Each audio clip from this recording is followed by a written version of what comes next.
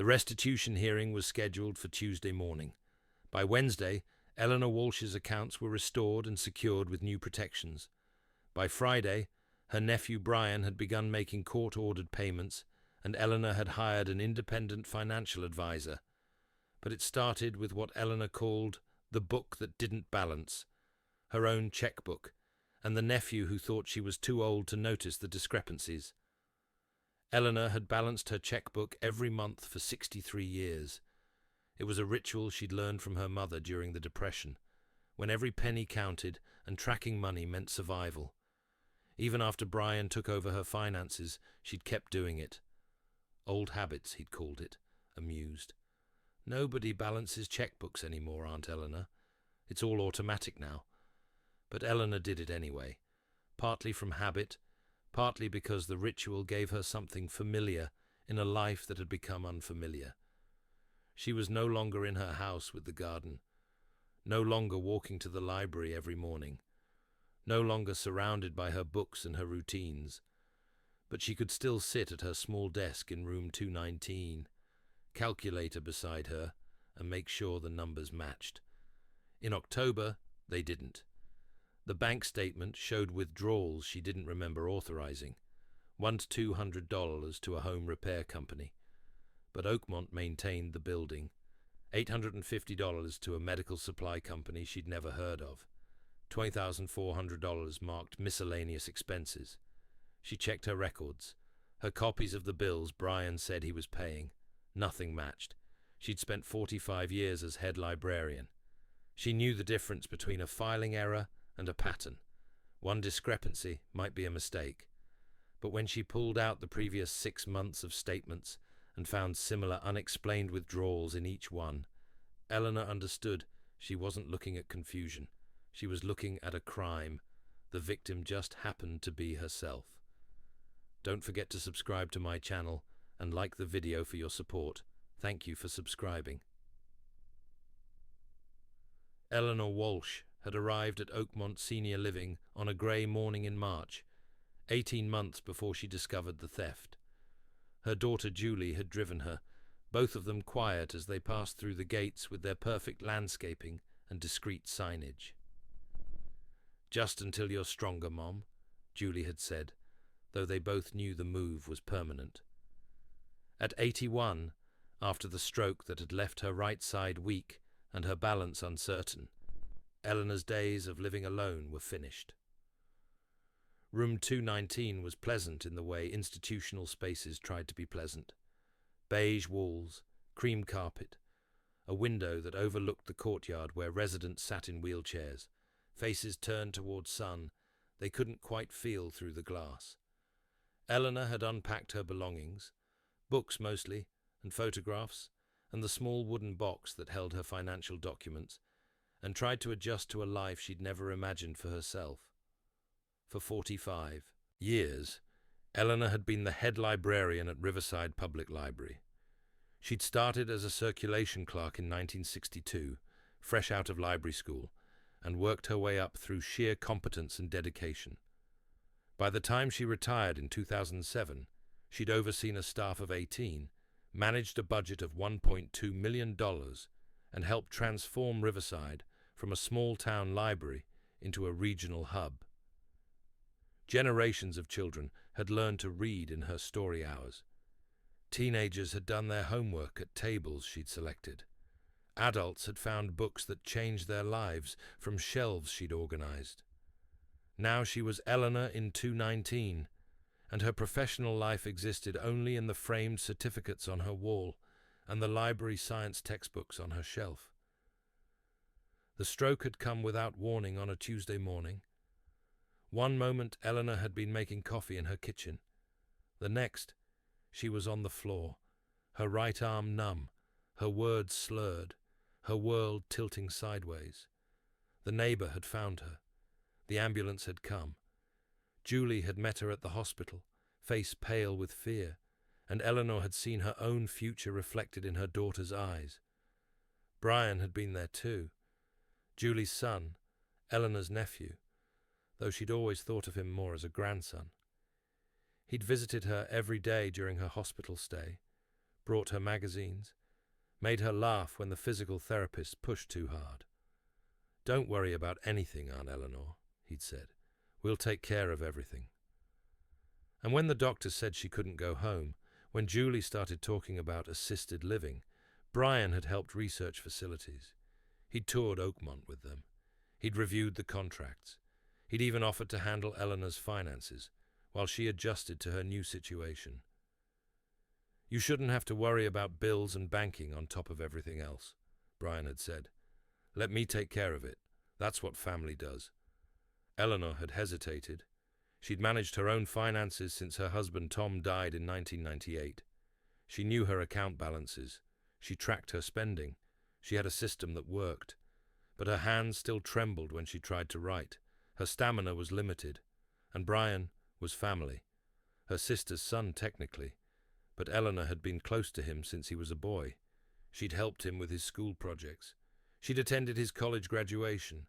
She'd loaned him money once when he was between jobs, money he'd paid back promptly with interest. She'd signed the power of attorney papers in April, 2 weeks after moving into Oakmont.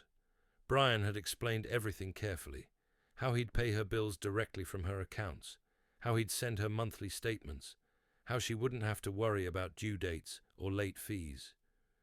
"You just focus on getting stronger," he'd said. "I've got everything under control." For the first few months, Eleanor had been too exhausted to question anything. Physical therapy 3 times a week. Occupational therapy to relearn simple tasks. The effort of adjusting to communal meals and shared spaces and the constant low hum of other people's televisions through thin walls. She'd accepted Brian's reassurances, signed the papers he brought, trusted that the nephew she'd known for 37 years was handling everything properly. But by October, 6 months into her stay at Oakmont, Eleanor's strength had returned. Not completely. Her right hand still trembled. Her gait was slower, her stamina limited. But her mind was sharp again. The fog of post-stroke exhaustion had lifted. And with clarity came the return of old habits, including balancing her checkbook. Eleanor kept her financial documents in the wooden box her father had made in 1952. Bank statements, organized by month. Receipts for major expenses. Copies of her Social Security and pension statements. The checkbook register she'd maintained since 1962, even though she rarely wrote physical checks anymore. She'd started reconciling the October statement on a Tuesday afternoon. The facility was quiet, most residents napping after lunch, the hallways empty except for the occasional aide pushing a medication cart. Eleanor had spread the documents across her small desk, put on her reading glasses, and begun the familiar process. Social Security deposit, 1,847. Pension deposit, 2,234. Her income was consistent and predictable. The facility fee was $4,200 per month, clearly stated in her contract. Her supplemental insurance was $387. Medicare covered most of her prescriptions, leaving perhaps $50–75 in copays. Basic expenses, utilities, personal items, maybe another $200–300. Her outgoing expenses should have been around $5,000 per month. But the statement showed $7,623 in withdrawals. Eleanor had paused, pen hovering over the register. She checked her addition, then checked again. The numbers were correct. There was a $2,600 discrepancy between what should have been spent and what had been. She'd found the itemized list of withdrawals on the second page. Most were familiar: the facility fee, insurance payments, a few small purchases she recognized. But there were others she didn't understand. Find $200 to Thompson Home Repair, roof maintenance. Eleanor lived in a facility. Oakmont maintained the building. $850 to MediSupply Direct, equipment rental. She didn't have any rented equipment. Her walker had been purchased outright through insurance. $2,400 marked simply miskin expenses, care costs, miscellaneous expenses. Eleanor had managed library budgets for decades. She knew that miscellaneous was where mistakes hid. or where people buried expenses they didn't want examined too closely.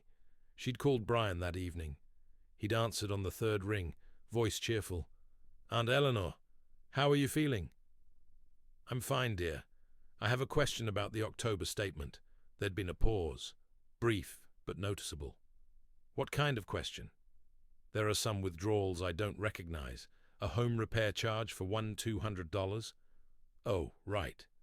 Brian's tone had shifted to patient explanation. "That's for maintenance on your house. I've been taking care of the property, lawn service, small repairs. The roof needed some work.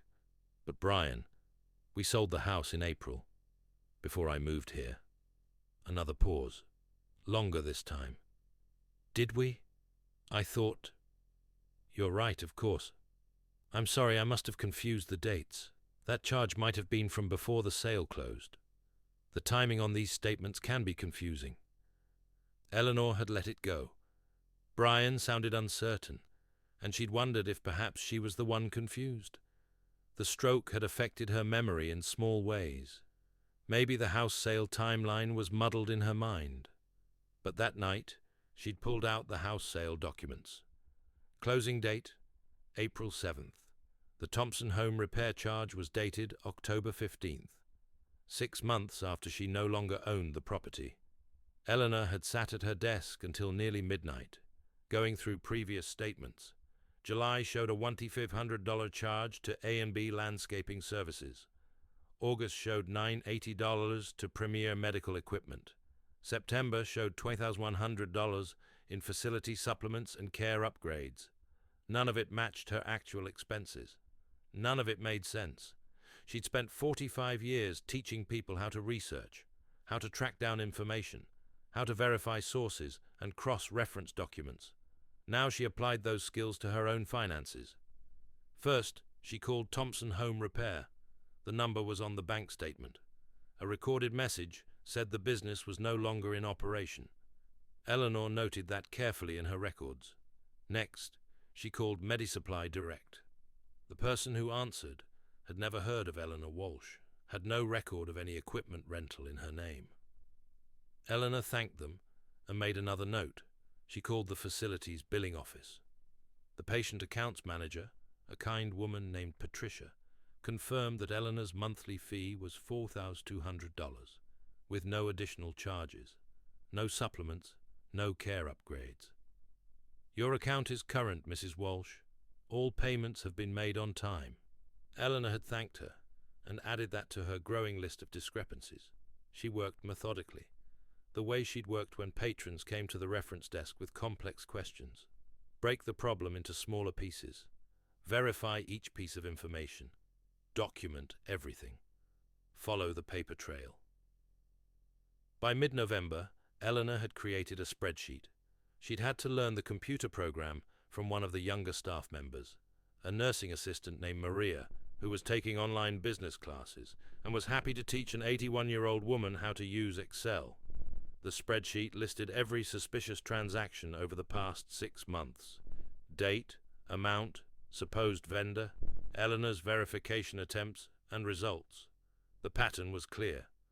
Brian was withdrawing money for services and expenses that didn't exist.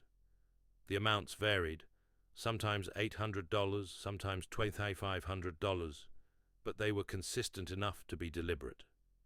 He was stealing from her, systematically. Probably had been since shortly after she'd signed the power of attorney. Eleanor had sat with that knowledge for 3 days. The betrayal felt physical, like the stroke had felt, a sudden shift in reality that left her unsteady and changed.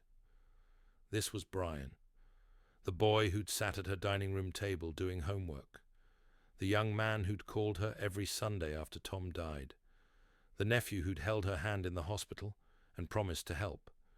She'd cried, once, alone in her room at 11:30 at night, when the hallway was quiet and no one could hear. Then she'd dried her tears, straightened her shoulders, and decided what to do next. Eleanor had taught research methodology. She knew that good evidence required documentation, verification, and objectivity.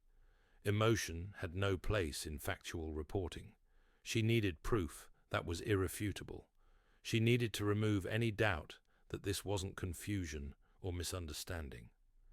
She spent the next 2 weeks building her case. She requested copies of all statements going back 18 months before she'd signed the power of attorney. She verified every vendor name through phone calls or online searches. She created a timeline. She calculated the total amount of fraudulent withdrawals, $38,470. $38,470. Gone. Stolen by someone she'd trusted. Eleanor made copies of everything. She organized it the way she'd organized library acquisition reports, chronologically, with supporting documentation, cross-referenced and highlighted. She put it all in a folder with a typed cover sheet. Financial discrepancies in account number 4729138. Eleanor Walsh. Documented October-November 2024. Then she made an appointment with the bank manager. His name was Robert Chen, and he'd been managing the Riverside branch for 6 years. Eleanor had banked there since 1971. Mr. Chen knew her by name, remembered when she'd been head librarian, treated her with the respect that came from professional recognition.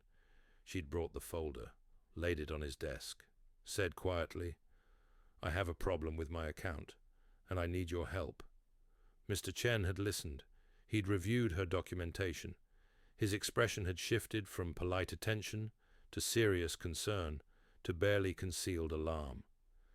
"Mrs. Walsh, these transactions, if your nephew has been making unauthorized withdrawals using his power of attorney, that's financial exploitation.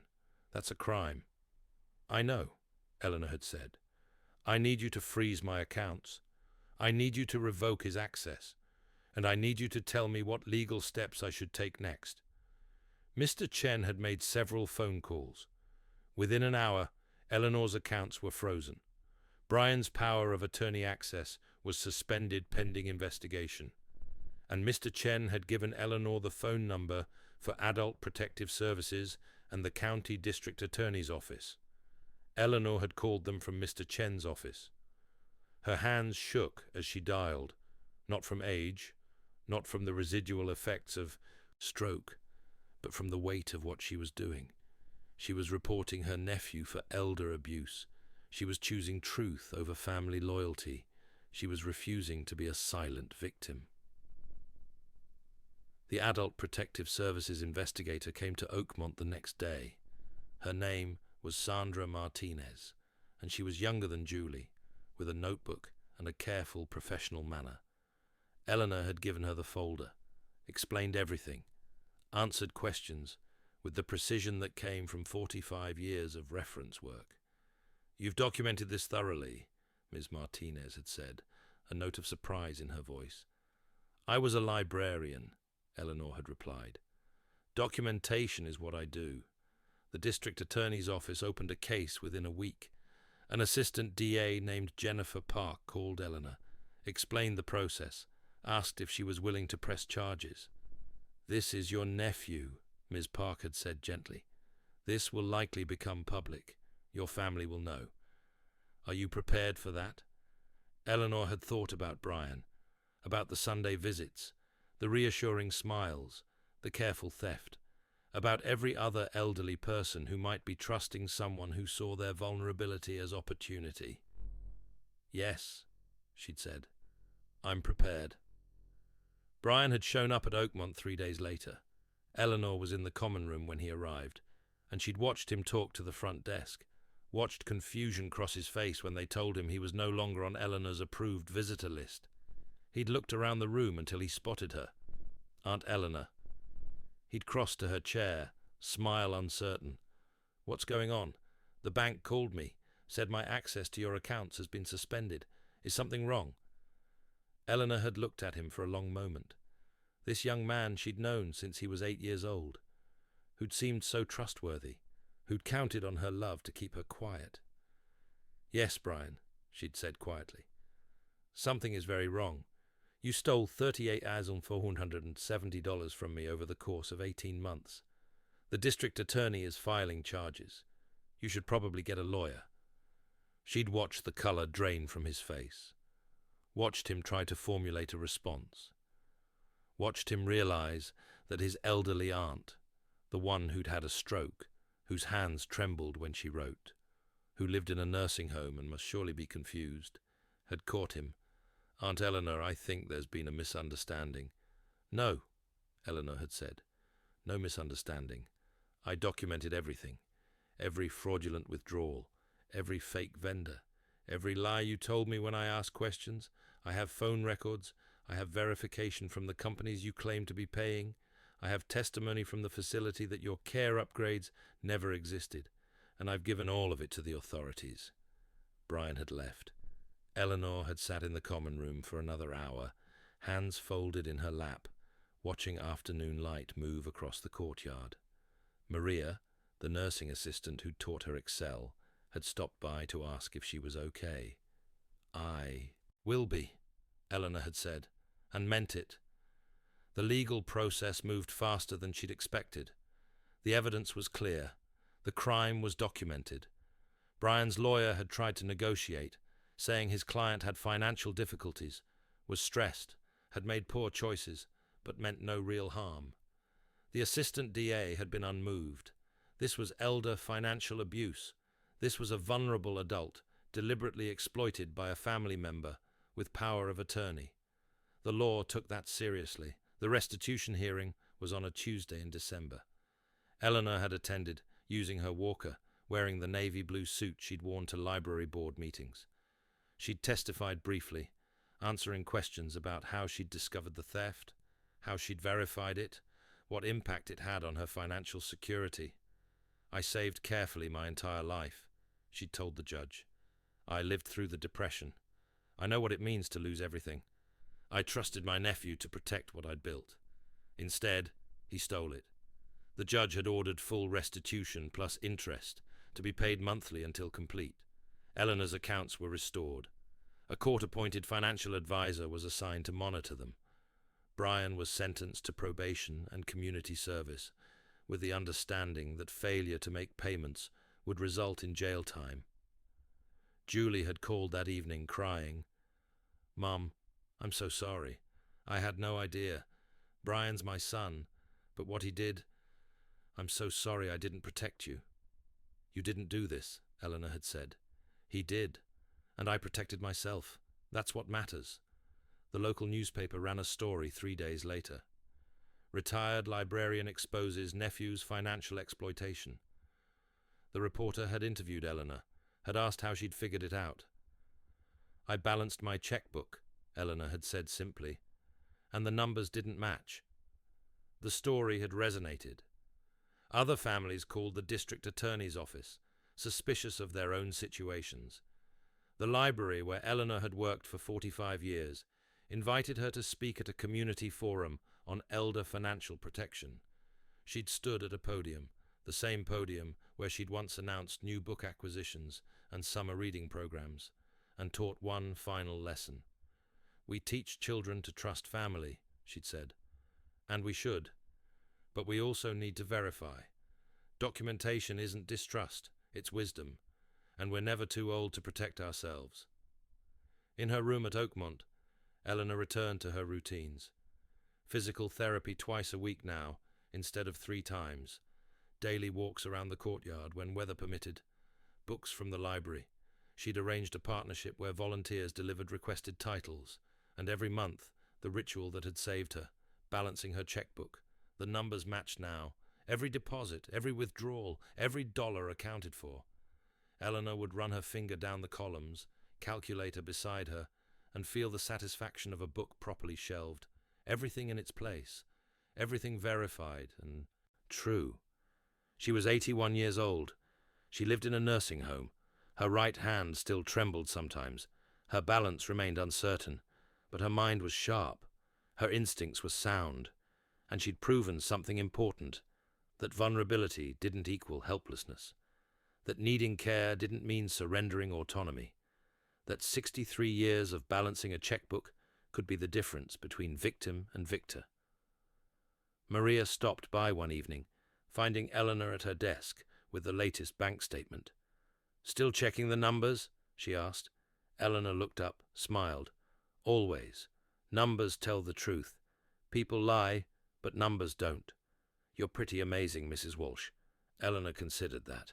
Amazing seemed too grand for what was really just stubborn competence. But she'd learned something in the past few months, that every skill you developed over a lifetime remained valuable. That professional expertise didn't retire even when you did. That the habits you built in youth, like her mother teaching her to track every penny during the Depression, could save you in old age. "I'm a librarian," Eleanor said finally. "We're trained to find answers, even when the question is about ourselves." Outside her window, evening settled over Oakmont. Lights came on in other rooms. Dinner carts rattled down hallways. The television in the common room played the news at full volume. And in room 219, Eleanor Walsh closed her checkbook, satisfied that today, like every day going forward, the numbers balanced perfectly. She'd spent 45 years teaching people to seek truth in information. In the end, she'd had to seek it about her own life. The lesson had cost her $38,470 and a nephew she'd loved. But she'd learned something worth more than money, that she was still capable, still sharp, still able to protect herself when protection was needed. And that, Eleanor thought as she turned off her desk lamp and prepared for bed, was worth every difficult moment it had taken to get here.